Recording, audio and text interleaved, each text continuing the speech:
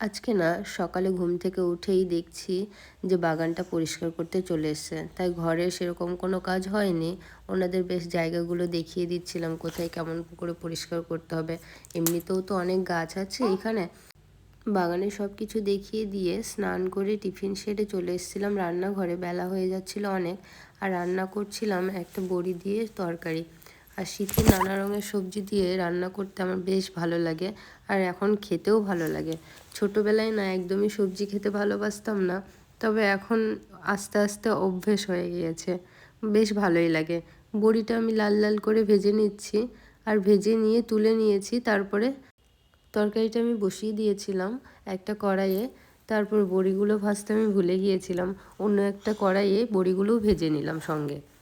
আজকে না রান্নাঘরে আসতে অনেকটা বেলা হয়ে গিয়েছিল, আর ওদিকে ওর খেতে আসার টাইমও হয়ে যাচ্ছিল, তাই কোনো রকম ভালো করে কোনো ভিডিও শ্যুট করতে পারিনি।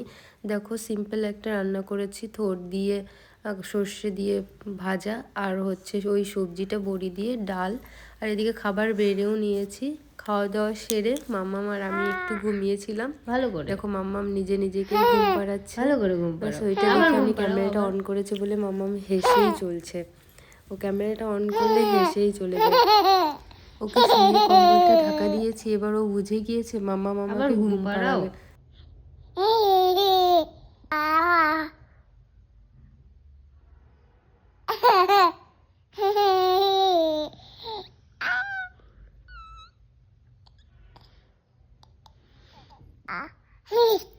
আবার ঘুম পাড়াও আবার। কেন মা তোমায় ঘুম পাড়ায় না? তুমি নিদে নিদে ঘুম পাড়াচ্ছ বাবা।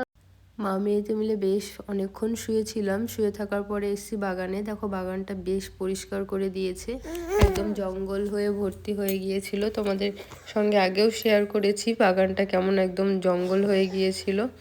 দিয়ে এই জায়গাটাতে একটু খুঁড়েও দিয়েছে কোদাল দিয়ে, যেন কিছু গাছ লাগাতে পারি আমি এই জায়গাটায়। আর পুরো বাগানটাই এখন পরিষ্কার হয়ে গিয়েছে। পুরো বাগানটা এতটা জঙ্গল হয়েছিল, নোংরা, মানে হাঁটতে ভয় লাগতো। তো এখন অনেকটা পরিষ্কার হয়ে গিয়েছে বেশ, আর আমাদের এখানে গাড়িটাও রয়েছে।